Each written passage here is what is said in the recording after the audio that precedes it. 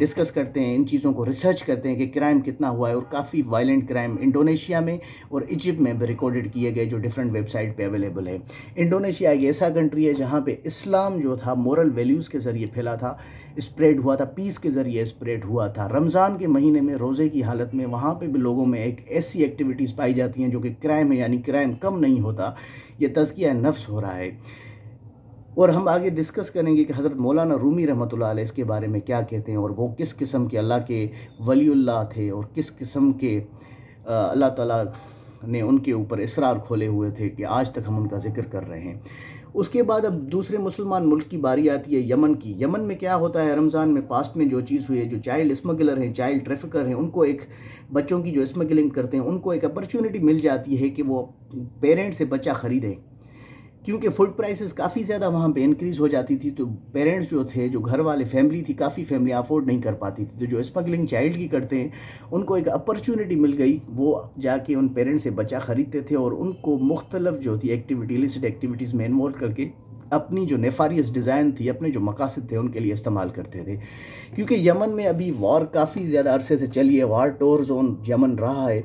اور اس کی وجہ سے وہاں پہ کافی زیادہ ڈیزیز بھی ہیں، کافی زیادہ وہاں پہ کنٹیمنیٹڈ واٹر بھی ہے، کافی زیادہ ٹرمائل لائک سچویشن ہے، تو اس کی وجہ سے وہاں پہ new existing form of slavery آج بھی ایگزسٹ کرتی ہے، جو کہ اسلام میں سلیوری کو تو بین کر دیا گیا تھا، غلامی کو بین کر دیا گیا تھا، لیکن ایک نیو فارم آف سلیوری وہاں پہ آج بھی ایگزسٹ کرتی ہے، اور یہ سلیوری رمضان میں ہو رہی ہے۔ تو جو مسلمان ملکوں میں رپورٹ دوسری کہتی ہے کہ جو نان مسلمس رہتے تھے ان کے ساتھ کیا کیا گیا، یہ اب سیلف کنٹرول کی بات ہو رہی ہے کہ ضبط نفس کتنا ہے، تزکیہ نفس ہم کتنا کر رہے ہیں۔ Non Muslim are targeted for not observing the fast, جو نان مسلمان ہیں ان کو ٹارگیٹ کیا گیا کہ وہ روزہ کیوں نہیں رکھ رہے۔ چرچ برننگس آر گیونگ ڈیورنگ رمضان، تو رمضان میں کافی زیادہ چرچوں کو بھی جلایا گیا۔ نان مسلم کو کیوں ٹارگیٹ کیا گیا، یہ ویسے بالکل ایسا ہی حالانکہ حدیث میں تو یہ بات ہے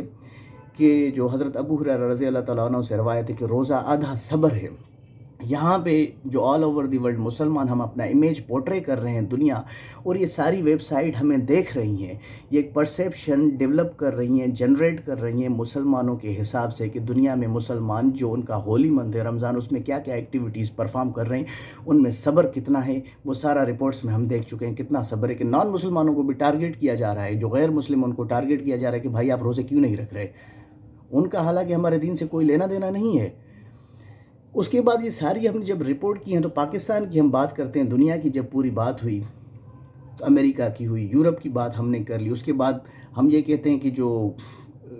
انگریزوں کی کنٹریز ہیں وہ ہمارے خلاف سازش کرتے ہیں، وہ کنسپائریسی کرتے ہیں، تو ہمارے جو مسلم ملک تھے جیسے یمن ہے، مڈل ایسٹ میں، ایجپٹ میں ہوا، انڈونیشیا جیسا کنٹری جو کہ امن پسند پیسفل کنٹری جہاں پہ اسلام کا جو سارا اسپریڈ ہوا تھا، اسلام پھیلا تھا، وہ بھی امن کی وجہ سے انہوں نے بھی رپورٹ کی کہ رمضان میں یہ چیزیں ہو رہی ہیں۔ اب ہم پاکستان کی بات کرتے ہیں کہ ماضی میں پاکستان میں کیا ہوا ہے اور کرنٹ اس رمضان میں کیا کیا چیزیں پاکستان میں جو ہو گئی ہیں، جو ہی